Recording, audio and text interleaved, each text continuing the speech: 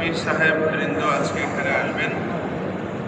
সে কারণে আজকের এই আয়োজনটা অত্যন্ত ক্ষুদ্র পরিসরে হয়ে গেছে। প্রথম যে বক্তব্য, আগামীতে আয়োজন হতে গেলে আমি আশা করব সকলের সম্মিলিত প্রচেষ্টা থাকলে সম্ভব হবে। চিন্ময়ী সম্মেলন কেন্দ্রের মতো একটা জায়গায় বৃহৎ আকারে আয়োজন জরুরি। যুগ জামানা পাল্টে দিতে চাই না অনেকজন, এক মানুষই আনতে পারে জাতির জাগরণ।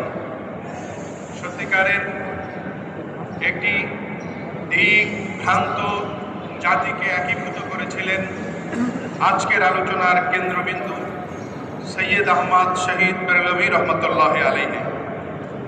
আমরা আমাদের চলার পথ ভিন্ন হলেও গন্তব্য যেহেতু এক জায়গায় মিলিত হয়েছে, সে কারণে এই লক্ষ্যবস্তু যদি সঠিকভাবে ধরে রেখে অগ্রসর হতে পারি, তাহলে আশা করা যায় বাতিলের যেই আক্রমণ, বাতিলের যেই কালো থাবা আজকে ইসলাম ও মুসলমানদের উপরে ধারাবাহিকভাবে ক্রমবর্ধমানভাবে এগিয়ে চলছে, সেটার অবসান ঘটাতে আমরা সক্ষম হব ইনশাআল্লাহ।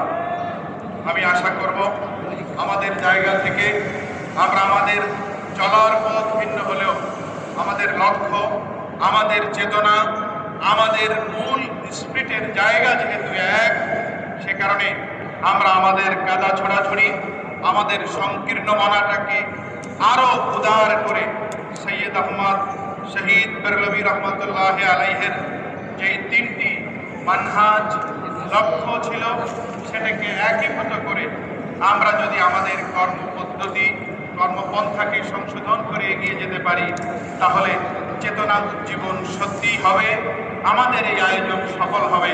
আল্লাহ রাব্বুল আলামিন আমাদেরকে তৌফিক দান করুন, আমিন।